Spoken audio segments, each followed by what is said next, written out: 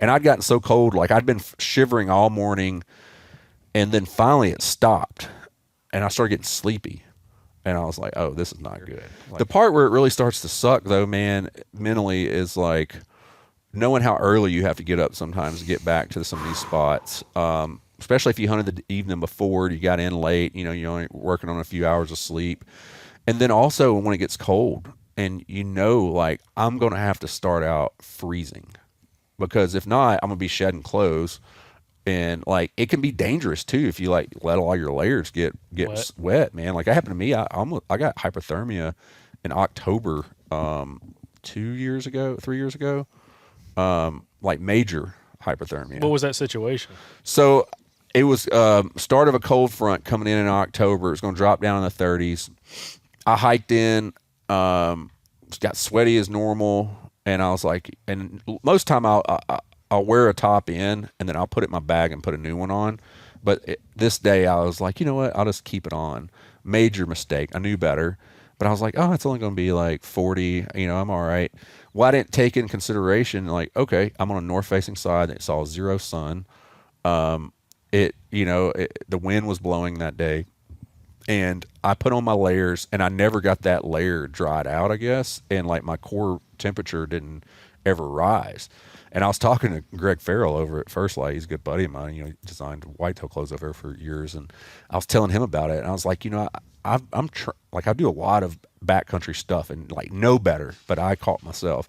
And I'd gotten so cold, like I'd been shivering all morning, and then finally it stopped.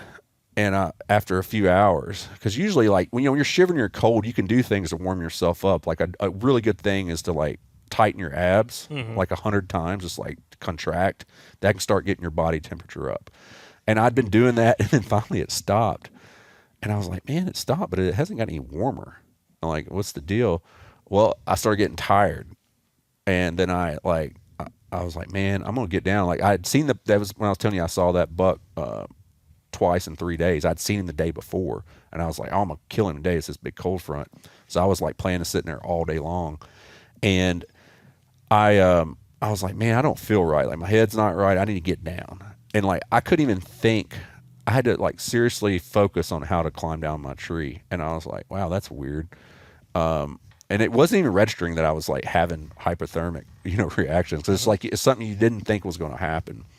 And I get down and I was like, I'm just going to sit and eat, cause I don't want to leave. I'm going to eat something and see if that warms me up, and I'll get back up in the stand. Well, I get there and I was eating, and I started getting sleepy. And I was like, oh, this is not good. Like, I need to get the heck out of here. So I ended up walking out, all my clothes, like I was just so cold. And it took me an hour and a half before I started feeling warm again.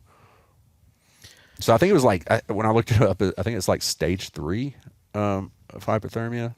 Because your body goes to a point where it doesn't feel like it's cold anymore. I've heard that people who get hypothermic, they end up like trying to dig a hole, and they dig their own grave on accident or whatever. Yeah, or stripping their clothes. I was about to ask, did you feel the need to dig a hole? No, but I started getting tired, and I was like, oh, I don't need to go take a nap. I can tell you that. Yeah, and dude, those north-facing slopes, one crazy thing about the mountains is, your forecasted temperature could be whatever, but on that slope like what you're talking about, it could be way colder on that side. Yeah, for sure.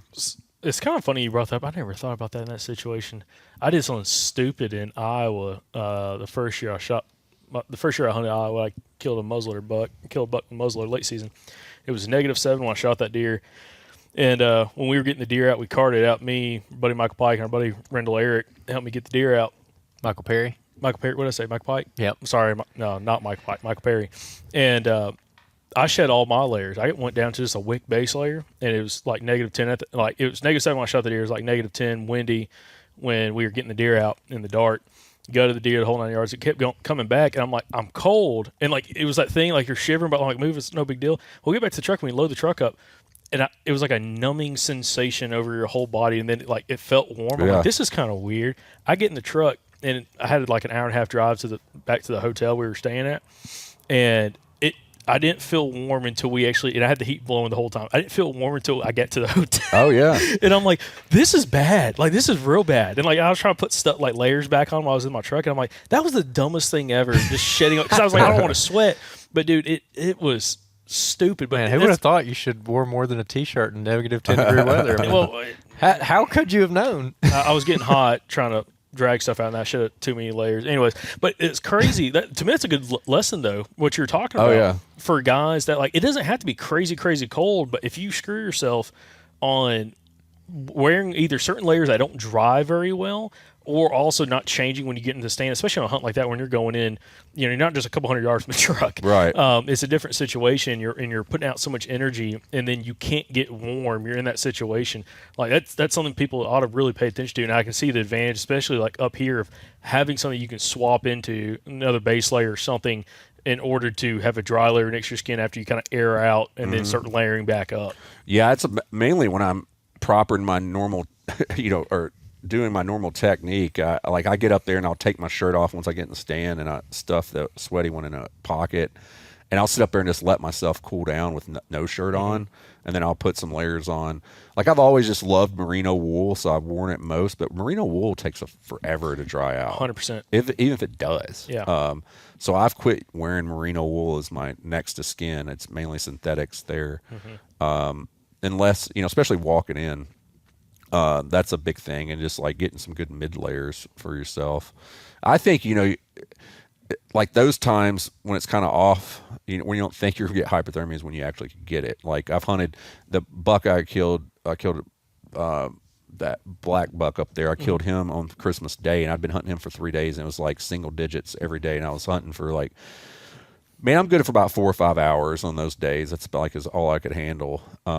But you come way prepared and everything's perfect. Like I think like it'd be hard for me to get hypothermia in that situation unless I like fell in the water or something. Well, you're more concerned about it and you're paying attention versus like those. I mean, it's crazy because you're talking about like a day. It's like getting in the 30s, maybe like anywhere between like low 30s to the 40s, but you just get soaking wet. You're in a wind-blown side of the ridge in the shade. You're not ever in the sun because it's north-facing slope. Like those are the factors, like you're saying, like how you get yourself in more trouble because you wouldn't think about it. Yeah, like, it's gonna be cold. It's gonna be cold, but it's not gonna be like frigid. Right. But again, you could put yourself in a bad situation pretty quickly. Yeah. I mean, that's the stuff too, man. Like I don't know. I've argued with people about scent control and stuff for so long. Like from being up here, there's no way you're not gonna get sweaty. Like I don't care what time of year. 0% chance. Yeah, it can be 10 degrees out, and I know I'm gonna be sweating starting that morning. That's why I was saying like it sucks so bad. In December, like getting motivated, be like, okay, I'm gonna wear a t-shirt and no base layers, but even though I'm freezing to death, and I'm gonna go ahead and open up my side vents because I know I'm about to be hot. But it takes about 10-15 minutes and you're warmed up from walking. But there's just no way to like keep yourself completely scent free like that. Like you're just so sweaty, it's ridiculous. I was telling him this week, I'm like, it's been nice. It's been every morning when we left, it was in the 40s. And in the afternoons, it would get to like 72, 75 maybe. And I'm like, when it gets a little bit warm, like I'm not going to call that hot. It's definitely warm, but not hot. I'm like, yeah, you sweat and everything, but it would almost suck worse. I was telling him if it was like 20 degrees because I know I'm going to sweat and I'm going to be cold. Like I'm just going to be really cold. It's going to happen. There's no way around it. And yeah, the scent control thing is a nightmare too.